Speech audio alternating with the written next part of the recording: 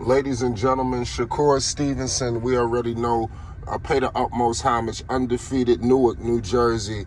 He definitely paid homage to Oscar Valdez. Listen, I love Oscar Valdez. This is definitely one of my favorite Mexican boxers, one of my favorite boxers to watch as a whole. I think this guy has a lot of heart, and I think he needs to be commended because he was one of the few, just like Errol Spence Jr., just like, Gervonta Davis, just like, obviously, King Ryan Garcia, just like Terrence Crawford. These guys gave us the fights that we wanted to see, just like some of these other fighters. Like I said, even like Shakur, you got other fighters that are clamoring for big fights. They want to get the big dogs.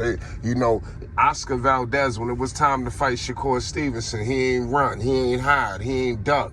He went in that ring, he signed that contract, and he went in there with a thought that possibly he was going to lose his belts. He could have did anything he could to jump over hula hoops. Nobody ordered that fight to happen. He made it happen. So Valdez deserves credit. Shakur Stevenson came out and said he wants him to win against Emanuel Navarrete. Excuse me if I said his name wrong. Listen, we are going to be in for a huge, big-time slugfest. Make sure you hit the like button and you subscribe. I'm rolling with Oscar Valdez, not just because Shakur said it, but like I just said, Oscar Valdez, to me, that's one of my favorite Mexican fighters.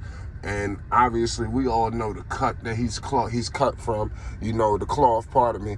This dude right here, when we discussing Canelo, Saul, when we discussing Eddie Reynoso, I mean, seriously, it's starting to get crazy. This dude Valdez know a thing or two about boxing, and he's a champion, and he's looking to get them straps back, that he lost to Shakur. Now, if the only fighter you lose to is Shakur Stevenson, ain't no shame, ain't no game in that. So how you think he looking at him? And Oscar Valdez, he a counter puncher, he gonna box him. So it ain't gonna be just, but listen, when the two Mexicans get in the ring, you know what time it is. It's gonna be a slugfest. It ain't gonna be too much defense, but we all know Valdez is gonna bring that, to the forefront, to make sure he protect himself, strike, and things of that nature. So it's gonna be interesting to see how Valdez take these straps off this guy. But tonight at the Desert Diamond Arena in Glendale, Arizona, one of the most anticipated fights will take place when WBO super feather titleist Emanuel Navarrete, with a record of 37 wins, 1 loss, and no draws, will try to defend his title against rugged veteran Oscar Valdez, who holds a record of 30 wins, 1 loss, no draws. You see where we're going with this, ladies and gentlemen? This fight has the fight of the year potential written all over it since it was announced, and for sure no boxing fan, be it at boxing purists, for us the savage, bloodthirsty fight fans, that's what I'm saying, can miss it. I expect a huge knockout, that could happen in this fight. Expectations are very high for this bout. Some expect it to be as good as Eric Morales versus Marc Antonio Barrera trilogy. Some argue it could be even better than the Israeli Vasquez versus Rafael Marquez battles for old fight fans. This one resembles the Carlos Navarrete versus Lupe Pinator clash and the Ruben Paz Olivares versus Jesus Castillo. So clearly you see what's going on here with the way this fight is being looked at. I don't know why people sleeping on this fight. That's why I was saying it was all last week. We hearing Jake Paul, we hearing this, we hearing that, but we not hearing this fight right here. And this fight, we talking about fight of the year potential. We out here jumping over hula hoops, watching sideshows, but this the real deal tonight. It's going down. Oscar Valdez looking to get the gold back around his waist, and I expect it to happen.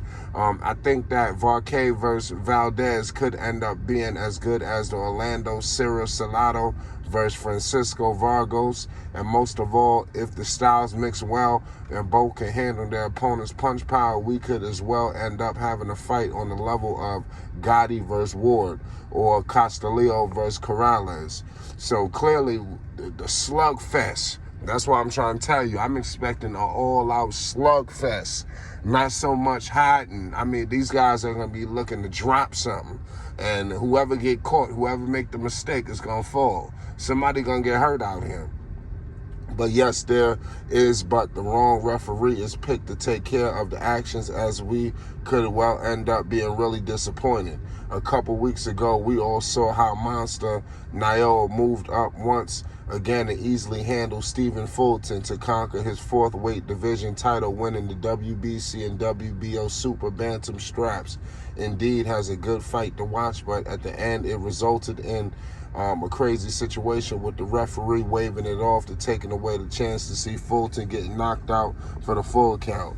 So clearly, that's something what people want to see, man.